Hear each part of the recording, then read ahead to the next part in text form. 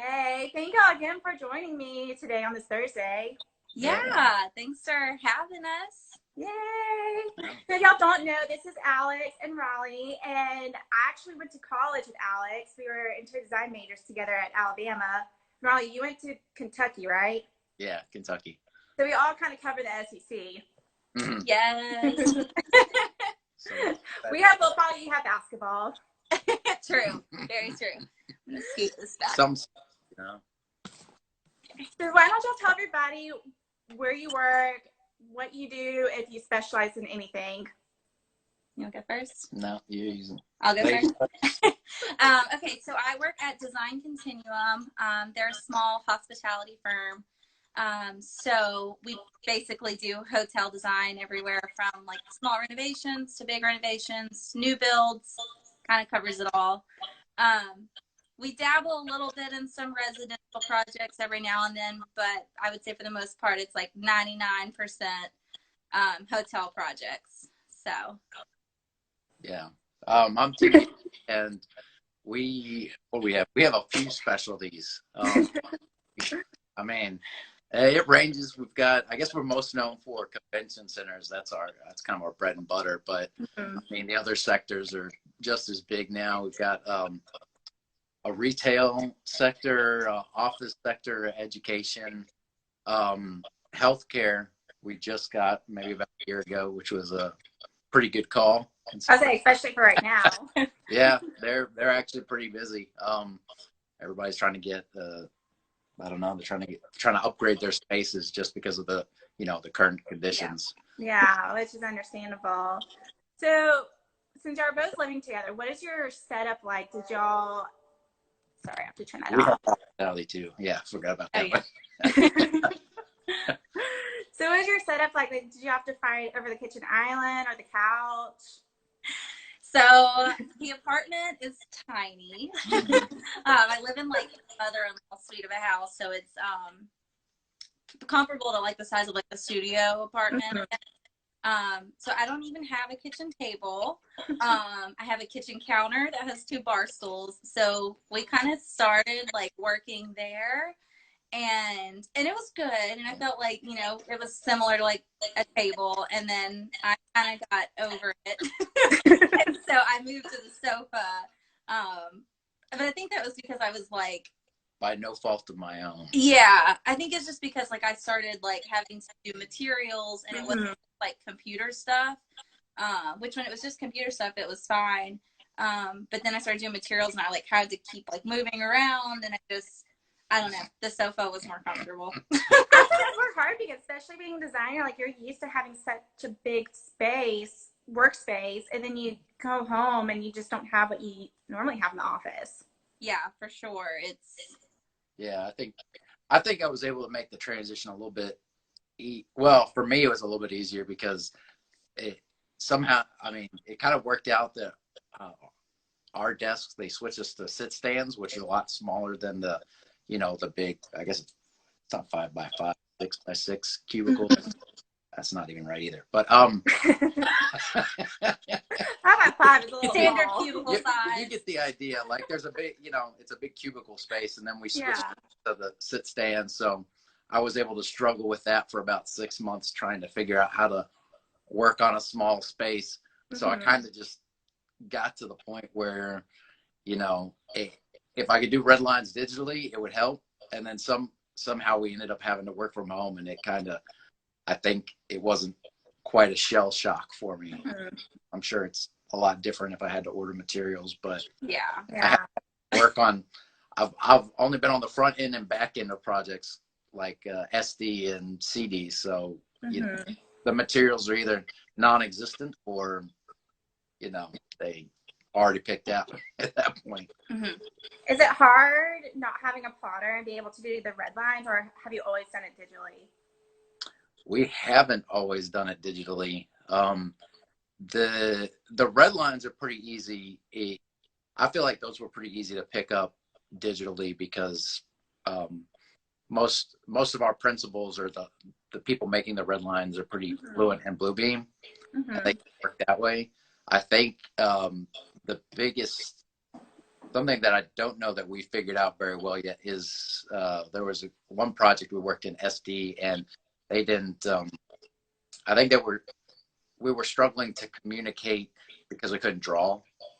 I mean, you can draw on the computer, but it's kind of like standing in line at a deli. It's like one person after the next person, and it's not quite as dynamic if you're sitting around the table and you grab a pen and like push somebody out of the way, because like, you need to do this. Yeah. Go ahead. Oh, no. Yeah, I think like red lines have been. I mean, for us, we still do red lines too. We don't use Bluebeam. We use PDF, or we just draw them. So it's been. I think we use PDF too. Yeah, I think it's been fine. I've struggled like not having a plotter with being able to like do like finished descriptions and finished schedules, because those are just, I feel like they're really tedious, and it's like nice to have.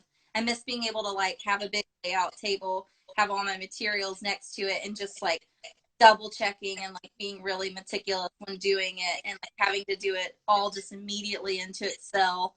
I feel like sometimes can get like, it's like I have to like triple check when before it was just like a double check, because I don't know, I feel like it's easy to kind of miss something. The whole thing.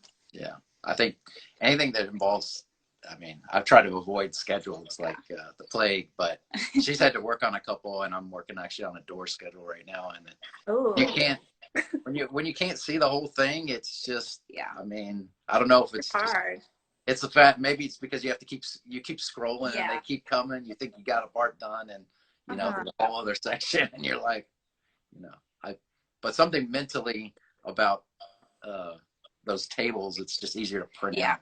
And you just over and just like work your way down. Do y'all have 2 monitor screens or 1, since you're both working with this kind of stuff?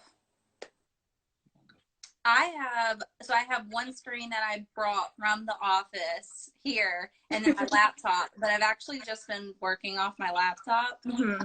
I like haven't even touched my big screen in like a month, but I think that's because I am on the sofa. So I've kind of learned to work with 1 screen, a tiny screen. Well, I mean, my laptop has, I think it's, like an 18-inch laptop. So I've got enough screen, but not dual like I was used to. So that's kind of learning how to do that. Because I used to have like email on the screen, work on the screen. And so now I have to, it's kind of like my phone dabbles as my email screen now. So you can use that to cross-reference. So luckily they I guess they just I think we got lucky in a lot of respects with just we were upgrading monitors at the time, so we had old ones and everybody took their old ones home. So that's awesome. It's really strange how some of that worked out. It's like, wow, this really worked out that I need to take a monitor home.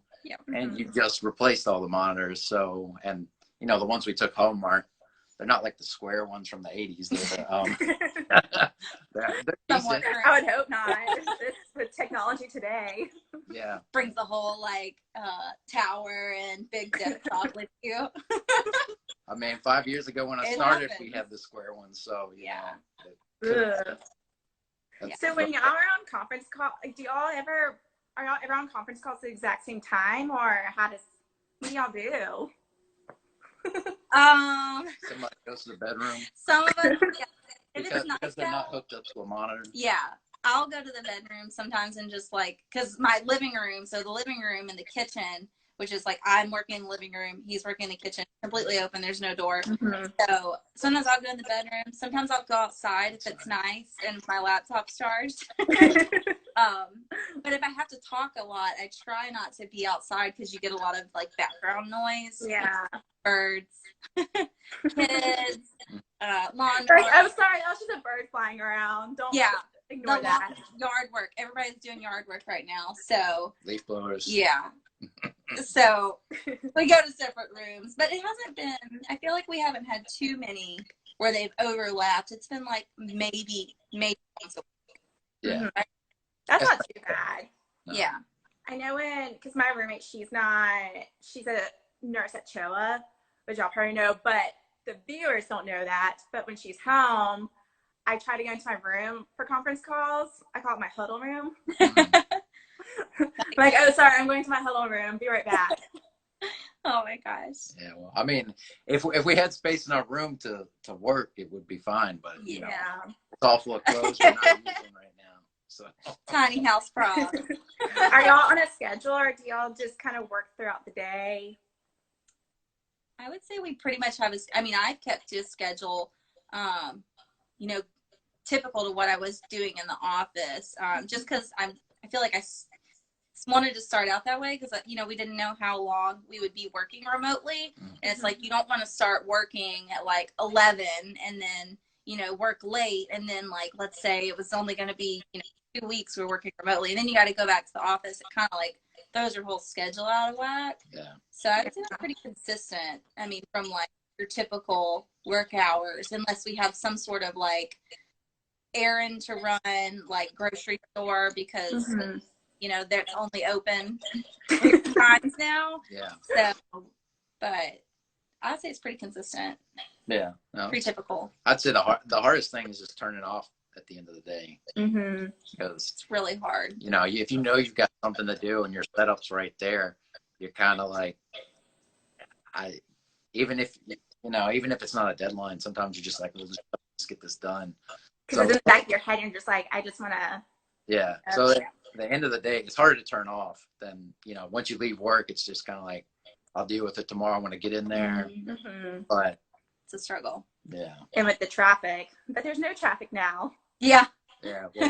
Well, that's one of the benefits, was because or at least I got off a CD deadline where you stay up late, and it really wasn't too bad because I could stay up till midnight. But if I was up, you know, as soon as I turn off, I can just roll in bed, and you're not trying to get like an Uber home, and you know, an hour later you're rolling in, changing, and then finally can go to sleep. So it saves a couple hours.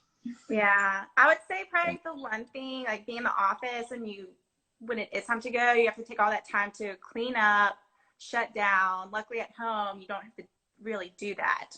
Yeah. I don't know. Somebody makes me clean up. I mean, yeah, I shut down, but I think it's because I'm at the sofa, and so like when we're done with work, we'll hang out the sofa. So I like try to shut it down, and then if there's materials, I mean, that's always a disaster. So that has to be cleaned up and put into bins. So what have you been doing for materials? Have reps been giving you materials, or?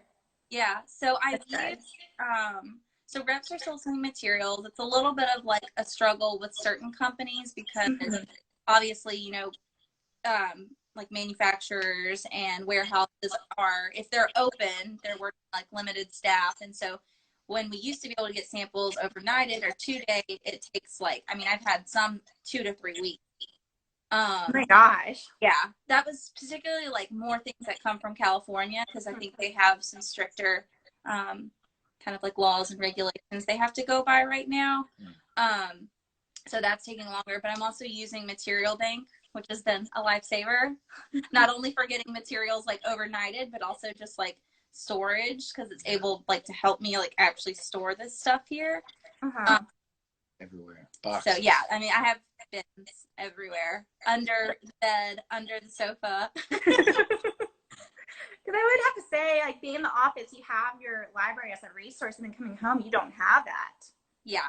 So you have to order it, or, I mean, I went into our office like once or twice to get materials. I would go like after hours and drive there, and just get in and get out really quick. But, I mean, like I had to, some of them, just because, you know, we needed the material the next day or 2 days, and I knew I wasn't going to be able to get it in time just because of going on.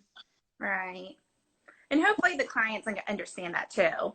Oh yeah, for sure. I mean, they know that we have like, you know, we can get stuff, but sometimes it's a little bit limited right now. And, you know, most of the people we've talked to are like, hey, you know, we can't get this. We can get you this in like 3 days when it comes in. Everyone's been pretty understanding. Yeah. Well, it looks like we're right out of time. Thank you all so much. Yeah. We have to say goodbye to everybody. Oh, gracious. Can you say bye? Yeah, this was fun. Thanks for having us. So fun. Of course. Thank y'all for agreeing and letting me interview y'all. Yeah, of course. But they are the perfect people for this.